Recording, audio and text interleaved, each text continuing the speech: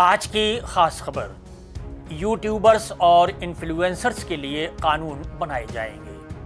خبر کی 4 اہم باتیں۔ سوشل میڈیا کے غلط استعمال پر سپریم کورٹ کو تشویش۔ پوڈ کاسٹ بھی قانون کے دائرے میں ہوں گے۔ اظہار رائے کی آزادی کا غلط استعمال ہو رہا ہے۔ اور رہنما خطوط براڈ کاسٹنگ اسٹینڈرڈ اتھارٹی کے مشورے سے تیار ہوں گے۔ آداب، میں ہوں عبدالحی خان۔ اب خبر تفصیل سے۔ ملک بھر میں سوشل میڈیا پلیٹ فارموں پر تیزی سے بڑھتے ہوئے یوٹیوبرز اور انفلوئنسرز کے لیے بڑی خبر آئی ہے۔ سپریم کورٹ نے مرکزی حکومت کو ہدایت دی ہے کہ وہ سوشل میڈیا پر پوسٹ کیے جانے والے تمام مواد کو قابو میں رکھنے کے لیے مجوزہ رہنما خطوط کا ریکارڈ عدالت میں پیش کرے۔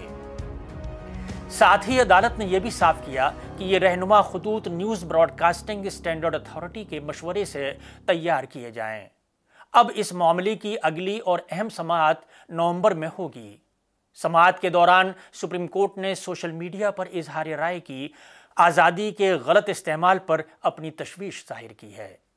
عدالت نے کہا کہ بااثر لوگ اس آزادی کو کاروبار کے طور پر استعمال کر رہے ہیں، جس سے معذور افراد، خواتین، بچے، بزرگ اور اقلیتوں کے جذبات مجروح ہو سکتے ہیں۔ جسٹس سوریہ کانت اور جسٹس باگچی کی بینچ نے مرکز کو یہ ہدایت دی۔ سپریم کورٹ نے کہا کہ پوڈ کاسٹ جیسے آن لائن شوز سمیت سوشل میڈیا پر رویے کو منظم کرنے کے لیے قومی نشریاتی اداروں اور ڈیجیٹل ایسوسی ایشن کے ساتھ مل کر رہنما خطوط تیار کیے جائیں۔ وکیل نشا بھمبانی نے اس معاملے میں ڈیجیٹل ایسوسی ایشن کی نمائندگی کی۔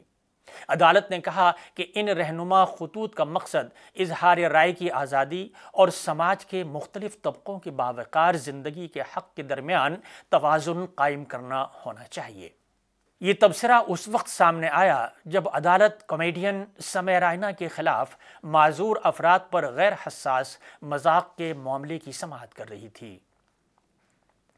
عدالت نے یہ بھی کہا کہ رہنما خطوط میں خلاف ورزی کے واضح اور مؤثر نتائج طے کیے جانے چاہیے۔ جسٹس سوریہ کانت نے کہا کہ جب تک نتائج مؤثر نہیں ہوں گے، لوگ ذمہ داری سے بچنے کے لیے ادھر ادھر بھٹکتے رہیں گے۔ یہ نتائج صرف رسمی کارروائی نہیں ہونے چاہیے۔